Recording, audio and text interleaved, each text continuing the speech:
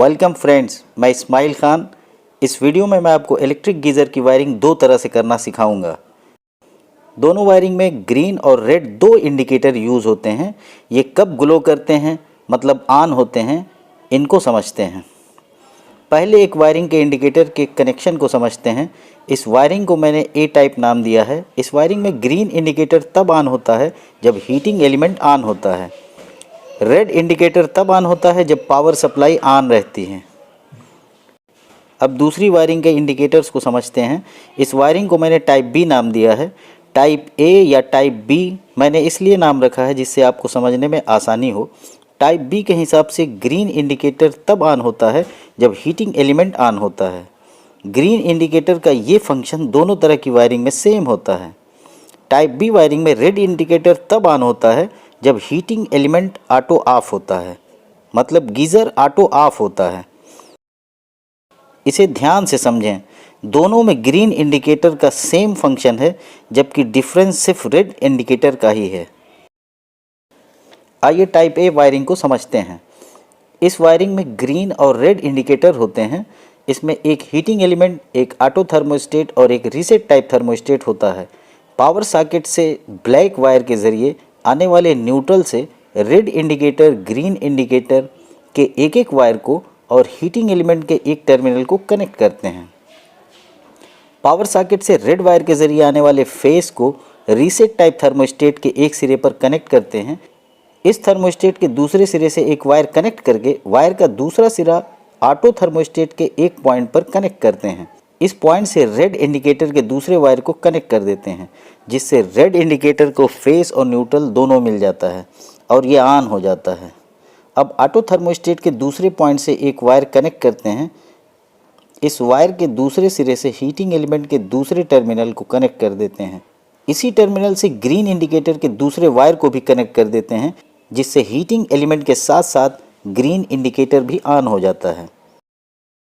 Type A wiring को details में समझना हो तो मेरा ये वीडियो ज़रूर देख लीजिएगा। अब इलेक्ट्रिक गीज़र की दूसरे तरह की वायरिंग को ध्यान से समझिए। इस वायरिंग में heating element, auto thermostat, reset type thermostat के साथ ग्रीन और रेड इंडिकेटर होता है। घर में अर्थिंग होना बहुत ज़रूरी है और इलेक्ट्रिक गीज़र की किसी भी वायरिंग के साथ अर्थिंग और रेजिडुअल करंट सर्किट ब्रेकर यानी RCCB स्विच ज़रूर लगाएं। RCCB इलेक्ट्रिक शॉक से बचाती है और ये तुरंत सर्किट को ऑफ कर देती है। RCCB के एक तरफ फेस और न्यूट्रल को एक एक पॉइंट पर कनेक्ट करते हैं। RCCB के ऑन पोजीशन में फेस और न्यूट्रल इसके दूसरी तरफ के एक एक पॉइंट से बाहर निकलते हैं। ब्लैक वायर के ज़रिए न्यूट्रल हीटिंग एलिमेंट के एक टर्मिनल से कनेक्ट कर देते हैं और इसी जगह से न्यूट्रल ग्रीन इंडिकेटर पर भी कनेक्ट कर देते हैं। इस वायर से न्यूट्रल को रेड इंडिकेटर से नहीं कनेक्ट करते हैं।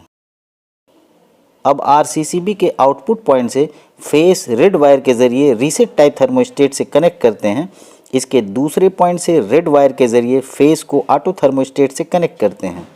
ऑटो थर्मोस्टेट के दूसरे पॉइंट से फेस रेड वायर के ज़रिए हीटिंग एलिमेंट के दूसरे टर्मिनल पर कनेक्ट करते हैं और हीटिंग एलिमेंट के इसी टर्मिनल से ग्रीन इंडिकेटर के दूसरे वायर से फेस कनेक्ट करते हैं। इस तरह जब भी हीटिंग एलिमेंट ऑन रहेगा तब ग्रीन इंडिकेटर भी ऑन रहेगा। ऑटो थर्मोस्टेट के ऑटो ऑफ होने पर हीटिंग एलिमेंट के साथ साथ ग्रीन इंडिकेटर भी ऑफ हो जाता है। रेड इंडिकेटर का एक एक वायर ऑटो थर्मोस्टेट के दोनों सिरों पर इस तरह कनेक्ट करते हैं, जिससे ऑटो थर्मोस्टेट के ऑन रहने पर रेड इंडिकेटर के दोनों सिरों पर फेस ही पहुंचता है, जिस वजह से ये ऑफ ही रहता है। पर जैसे ही ऑटो थर्मोस्टेट ऑफ होता है, फेस का हीटिंग एलिमेंट और ग्रीन इंडिकेटर में जाना बंद हो जाता है, जिससे ये दोनों ऑफ हो जाते हैं। अब न्यूट्रल हीटिंग एलिमेंट के सीरीज से होता हुआ ऑटो थर्मोस्टेट के उस पॉइंट पर पहुंच जाता है जहां से ग्रीन इंडिकेटर का एक वायर जुड़ा होता है। इस तरह जब ऑटो थर्मोस्टेट ऑटो ऑफ होता है तो ऑटो थर्मोस्टेट के एक पॉइंट पर फेस और दूसरे पॉइंट पर न्यूट्रल होता है। ये फेस और न्यूट्रल रेड इंडिकेटर को मिलता है, जिससे ये ऑन हो जाता है, जो ये इंडिकेट करता है कि हीटिंग एलिमेंट ऑफ हो गया है।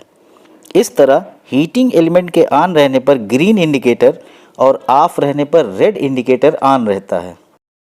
उम्मीद है इस वीडियो से आपको इलेक्ट्रिक गीज़र की वायरिंग पूरी तरह से समझ में आ गई होगी।